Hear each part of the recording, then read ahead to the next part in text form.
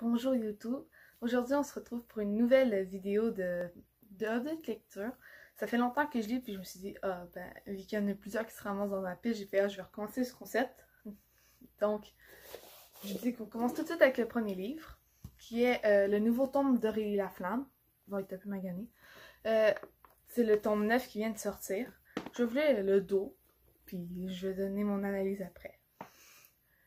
Depuis 5 ans, depuis le bal des finissants, Aurélie a maintenant 22 ans. Un diplôme d'études universitaires en poche. Elle amorce sa carrière de journaliste. Elle découvrira bientôt les joies de composer avec un nouveau patron dont elle partage tout à fait la vision des choses. Avec sa meilleure amie Kate, elle apprivoise la vie en appartement, loin de Sandrine, sa petite sœur démoniaque. Elle qui s'est toujours sentie comme une extraterrestre voulant poser les pieds sur terre. Aurélie tenta maintenant de voler de ses propres ailes. Malgré sa liberté, n'est pas aussi simple qu'elle l'avait imaginé. Serait-elle approchée de son passé, alors que tout le monde autour semble avancer de la grande vitesse V? Aurélie devra se questionner sur ses choix et tenter de tailler sa liberté, sa mesure de son nouvel univers. Fidèle à l'esprit de la série caractérisée, la même humour irrésistible de ces derniers tomes. Créé à la demande répétée de ses fans, destiné à un public de tous âges. Aurélie Laflamme, le tome 9, j'ai passé un excellent moment devant. J'ai tout lu avant, puis là, quand j'ai vu qu'il y avait le tome 9, que ça fait depuis que j'ai 12 ans dernier que je l'ai lu, j'étais très contente de le lire.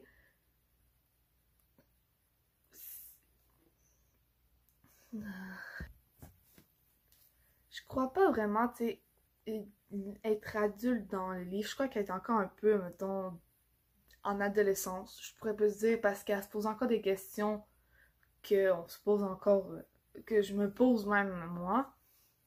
Au niveau de sa confiance en soi, justement. Le fait que là, elle arrive en appart, il faut qu'elle soit un peu libre avec son chum. Je lis bon, mais je trouve que les anciens étaient meilleurs. Mais je vous le conseille, c'était bon. Mais je crois qu'elle aurait pu en mettre plus, puis la rendre un petit peu plus mature peut-être. Parce qu'elle l'est pas vraiment. Je trouve qu'Aurélie, qui avait 17 ans puis 22 ans, c'est la même. L'autre livre que j'ai un petit peu plus aimé, que j'ai tous les deux pris non. J'ai oublié c'est quoi, mais un événement où il y a plein de livres à Montréal. Puis, c'est des deux auteurs québécois, hein, comme Aurélie Laflamme, c'était India Desjardins. Lui, c'est L.P. Sicard, de la collection Les Contes Interdits. Il y a plusieurs contes qu'ils ont fait, dont Hansel et Gretel, ils ont Peter Pan, ils ont Les Trois Petits Cochons, Les Trois Petits Mousquetaires.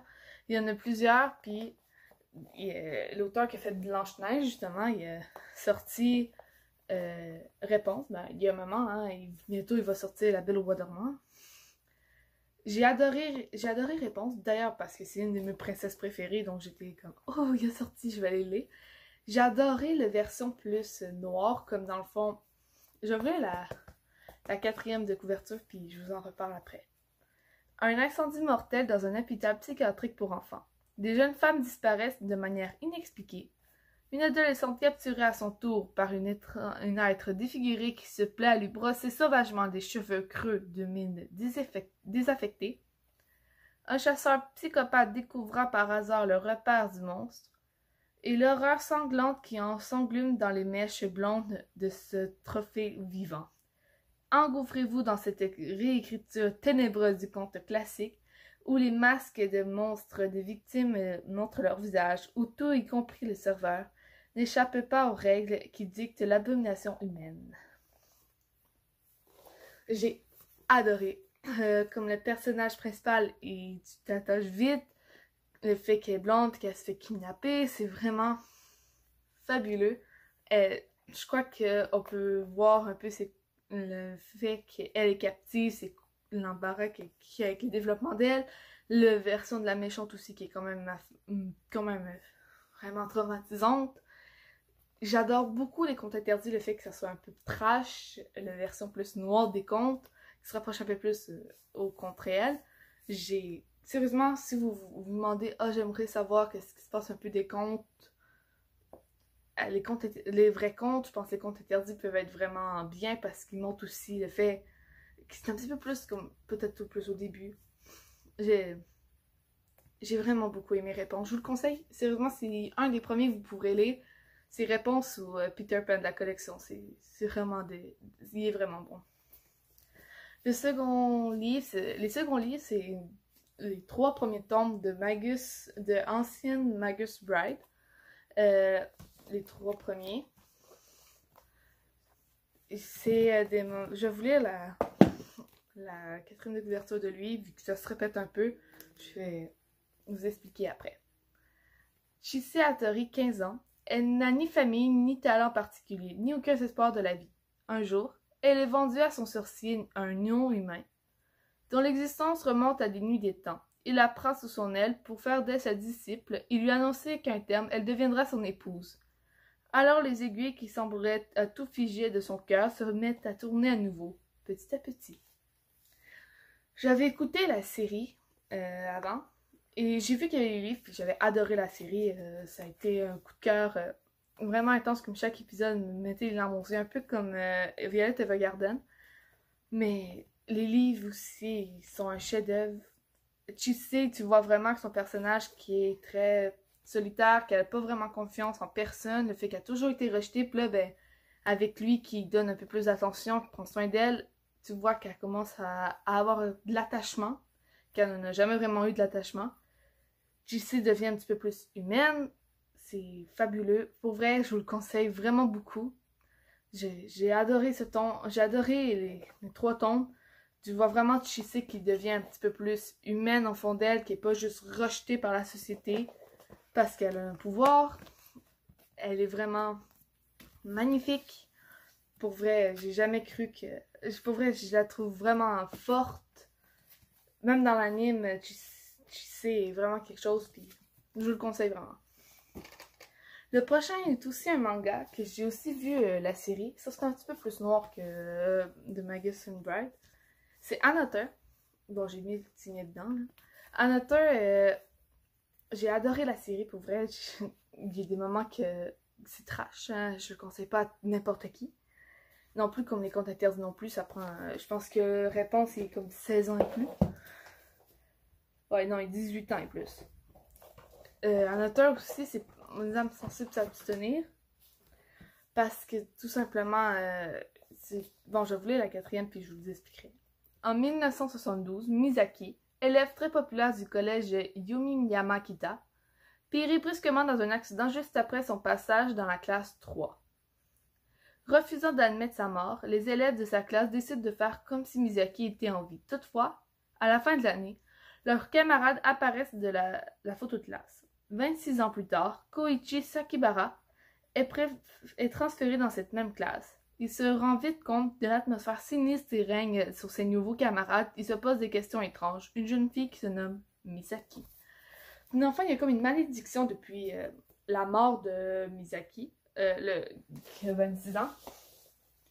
Cette malédiction elle revient à chaque année. Il y a tout le temps une personne qui va mourir. Puis là, ben, c'est pas un spoil, hein, ils vont le dire, pour comme faire comme s'il n'y arriverait pas de mort, il décide de rejeter un élève de la classe, faire comme s'il n'existait pas dans le fond. Puis là, ben, Misaki est l'élève qui est rejeté. Puis là, ben, Koichi, il comprend pas ça, donc il devient ami avec elle, puis il devient la voir, donc les meurtres recommencent. Puis on voit un peu l'histoire autour de ça. J'ai adoré vraiment, je sens que Koichi, je trouve surtout le fait que Mei, elle parle, qu'elle a tout le temps été rejetée, toujours été différente des autres. C'est vraiment, tu sais, admettons là, elle voit que Koichi la voit, puis là, le fait que tout le monde est en panique avec ça, c'est vraiment bon. Sauf les âmes sensibles, il faut vraiment s'abstenir parce qu'il y a vraiment des scènes traumatisantes, mais c'est vraiment bon. Le prochain est dans une série d'auteurs québécois, qui est la série Cobaye. J'ai choisi celui que j'ai préféré, que j'ai lu. Ça s'appelle, et c'est Benoît. Le B, dans le fond. Chaque lettre est un livre. C'est mon préféré tout simplement à cause que Benoît, je vais vous lire puis je vais vous le dire. Je vais lire la quatrième puis je vais vous le dire après. Ils se connaissent pas, ils ont tous répondu à la même annonce. Une campagne pharmaceutique, des cobayes et des effets secondaires insoupçonnés. Ce qui définit mieux ma passion au cinéma. Un jour, je tournais mon propre film. Quand j'aurais de l'argent, beaucoup d'argent, j'étais totalement à sec. À mon arrivée en ville, heureusement, Minnie a accepté de partager son appartement avec moi.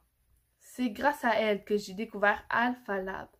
En attendant de réaliser mon rêve, je note toutes mes idées et des scénarios dans mon carnet. J'ai l'imagination assez fertile. Ces jours-ci, une foule d'idées marquables et sanglantes me passent par la tête. C'est peut-être parce que je suis fan de Tarantino et je regarde ses films en boucle. J'ai parlé au psy d'Alfalfa. Il me dit que sûrement le stress de ma première rencontre avec mes beaux-parents m'a angoissée. Ces vieux bourgeois. Je suis convaincue qu'ils ne m'aiment pas, mais je m'en fous. Je suis follement amoureux de leur fille. Elle est hallucinante. Le psy pense que je m'approprie les rêves de Minnie en détriment des miens. Aucun rapport. Ce n'est pas parce que je veux chaque minute de ma vie à ses côtés que je suis dépendant affectif. J'abandonne tout pour elle. Même si ça fait malheureux seulement 2 mois qu'on se connaît. Rien de plus normal. Découvrez l'univers de Cobaye en traversant la plume de 7 auteurs différents. L'horreur, le suspense, tout en temps les 7 romans de cette série à lire dans l'ordre ou dans le désordre. Il n'a pas sorti, mettons, le C, le O, je pense que c'est le Anita qui est sorti en premier, après ça, il est vraiment sorti dans le désordre. Mais j'ai adoré le Benoît, tout simplement parce que Benoît, il parle, il y a beaucoup de références cinématographiques puis auteurs. Ils vont parler, mettons, de Kill Bill, ils vont parler de Dexter, ils vont parler plein de choses, donc je me suis un peu retrouvée. Benoît, c'est un personnage qui est vraiment indépendant, affectif pour vrai, mais on s'y attache. On veut voir qu'est-ce qui se passe avec Minnie, c'est ça, Minnie. Minnie, qui est une fille qui est un peu hippie, ouais, c'est ça, hippie. Puis sérieusement, les deux personnages s'attachent. On voit Benoît qui comprend pas trop pourquoi que les injections le rendent mauvais. C'est un peu ça le but de Cobaye d'ailleurs. C'est sérieusement, si vous voulez vous commencer par un livre, je vous conseille vraiment le Benoît parce que Benoît c'est vraiment mon préféré. Vraiment. Le prochain livre est un manga. J'ai vraiment tout de suite adoré. Je l'ai vraiment adoré. C'est Celle que je suis. Je vais vous lire la 4e de couverture puis je vais vous en parler. Tokyo, années 80. Yuji Manase est étudiant et il vit avec 2 secrets. Il n'a jamais parlé à personne. D'une part, les sentiments qu'il éprouve pour son ami de longue date, Masaki Matsugana, et l'autre, le malaise qu'il ressent vis-à-vis à son corps. Mais un jour, quand sa sœur laisse une robe dans son appartement, Yuji prend la main dessus et il ne se doute pas alors que ce simple geste bouleversera à jamais sa vie. Sérieusement, j'ai vraiment pas beaucoup lu de livres de mangas qui parlaient de la transsexualité. Désolée. C'est vraiment fabuleux, comme on voit vraiment que il se pose beaucoup de questions, comme oui, il est amoureux de son meilleur ami, mais là, son meilleur ami, il cherche tout le temps de conquête à chaque fois avec une fille. Là, est-ce qu'il va s'intéresser à lui? Là, ça le questionne. Après ça, ben, là, il voit qu'il aimerait ça porter la robe de sa soeur, qu'il voit qu'il aime les habits de fille, qu'il se voit peut-être un petit peu plus fille. Là, ça le questionne encore plus, vu que là, sa soeur l'avait déjà rejeté quand il était petit, ça on le voit depuis le début. Ça le questionne vraiment intense, puis sérieusement, je trouve que le développement de lui, Yuji, c'est vraiment intense. Il est vraiment là, puis tu vois vraiment qu'il se pose beaucoup de questions, qu'il va parler avec des gens, qu'il y a une personne qui va l'approcher, puis là, il va lui dire, genre, t'es pas tout seul. Lui, il pense vraiment qu'il est tout seul là-dedans. Je trouve ça vraiment... c'est vraiment beau, je vous le conseille vraiment. Il y a 2 tomes, puis c'est fabuleux. Le prochain livre, c'est un livre qui m'a vraiment plus que touchée. C'est La voleuse de livres. La voleuse de livres, je vais vous lire la 4e de couverture, puis vous allez dire. C'est vraiment... En 1939, Allemagne nazie, le pays retient son souffle. La mort n'a jamais été aussi occupée. C'est la mort elle-même qui raconte cette histoire, dotée de son humour noir, sarcastique, mais combattissant. Elle est témoin de la folie des hommes. tout semble perdre d'avance, sauf quand elle distingue des enfants rebelles et des Allemands qui n'obéissent pas aux règles. Elle va suivre l'histoire de Liselle. Liselle que sa mère va aller la porter dans une famille d'accueil parce que sa mère ne peut plus du tout s'occuper d'elle. Puis on va voir elle arrive dans une nouvelle famille, elle connaît personne, donc elle va essayer de rentrer en contact avec sa mère, avec la madame qui vit Rosa et Hans. Le développement de la famille, on voit qu'elle petit à petit, elle va faire confiance à eux, qu'ils vont vraiment s'attacher, elle va les appeler maman et papa. C'est vraiment fabuleux. Il y a personne, je peux vraiment pas parce qu'au début ils disent, mais genre la mort a dit, genre j'ai un ami à Liselle qui va être là, puis elle va dire « Ah, mais je vais vous dire tout de suite, vu que j'aime pas le suspense, il va mourir. » C'est vraiment ça qui va vraiment comme attirer la curiosité. Tout au long, t'es comme « Oh, mais c'est quand qu'il va mourir? C'est quand qu'il va mourir? » Puis quand il meurt, on en pleure tous. J'en ai vraiment pleuré et c'est vraiment un très beau livre. Je vous le conseille vraiment beaucoup. Je pense qu'il est dans mes préférés livres. Et le dernier, la nouvelle édition de Fruit Basket. J'avais lu les premières. Pour vrai, ça se ressemble tout au tac. C'est vraiment les premiers tomes, mais dans lui. C'est vraiment... J'ai été contente de les relire parce que j'avais vraiment aimé beaucoup Fruit Basket. Puis, ouais, c'était bon. Je vais vous lire le derrière, vu qu'on fait de la critique avant. Tori est courageuse lycéenne, vit seule sous une tente depuis le décès de sa mère. Sa vie bouscule du jour où la famille Yuki Soma, un de ses camarades de classe, la recueille pour ses talents en matière de tâches ménagères. Elle ignore encore que la famille Soma, victime d'une malédiction, et que certains du monde se transforment. Dans ces circonstances particulières, un des 12 animaux du zodiaque chinois. Toru, c'est vraiment un personnage que je me suis vite attachée. Toru, c'est une personne magnifique.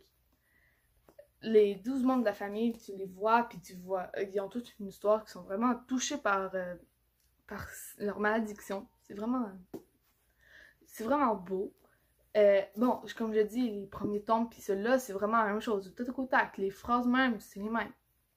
Mais une réédition, puis sérieusement, j'aime beaucoup l'animé, vu que l'animé, il part vraiment du livre. Comme pas le premier animé qu'il y a eu, qui partait de toutes sortes que je sais pas trop, mais lui, il était vraiment bon. C'est tout pour cette vidéo. J'espère que je vais vous donner envie. Il va y avoir tous les titres en lien de bio. En tout cas, en lien de description, ouais. J'espère que si vous avez aimé un de mes livres, de me le dire en commentaire. Puis d'ici là, ben, je vous dis à une prochaine vidéo de Tueur en série. Bye!